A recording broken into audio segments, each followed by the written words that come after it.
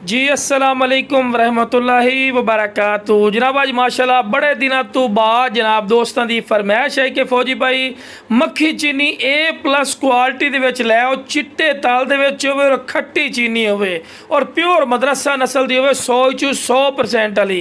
ते अज जनाब दोस्तों की फरमाइश ते माशाल्लाह पाठ लियांदी ने माशाल्लाह हर पॉइंट नु जबरदस्त है। सब तो पहले वेखो माशाल्लाह उगाली कर रही है, सेहतमंद जानवर दी निशानदेही होंदी है।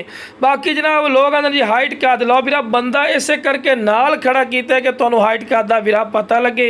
बाकी माशाल्लाह पट की वेल वेखो कमाल की वेल है, लंबी गर्दन चिने कन्ना दे लापर चेक कर सकते हैं, चंगे लंबे कान, बिल्कुल तोता फेस, चंगी जालर। वेखो जी ये चीज़ां होंदियां जड़ियाँ माशाल्लाह इस पट दे विच माशाल्लाह कोई कमी कोई नहीं, डबल हड्डी माशाल्लाह गोश्त दी भरी है माशाल्लाह पट ही ने।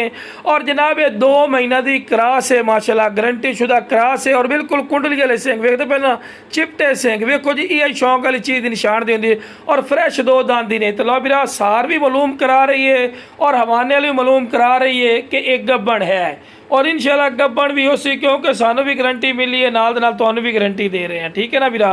बाकी माशाल्लाह वेल वालू जबरदस्त ने, हड पैर खूबसूरत, कोई ऐसा पॉइंट नहीं जेड़ा दा घट होवे। बाकी जनाब मेरे को लमना चाहे जनाब लै सकता है, बिल्कुल मुनासिब कीमत है, लख वाली ब्रीड है, इंशाल्लाह हज़ारा ही मिल सी। तो लो वीरा नस्ली चीज़ की निशान दे वेखो माशाल्लाह, झालर वेखो माशाल्लाह, वाने चड्डे दे फ्रंट ते यह चीज़ होंदी निशानदेही माशाल्लाह नस्ली चीज़ दी।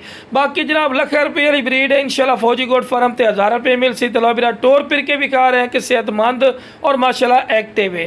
ओके जनाब, अस्सलाम वालेकुम।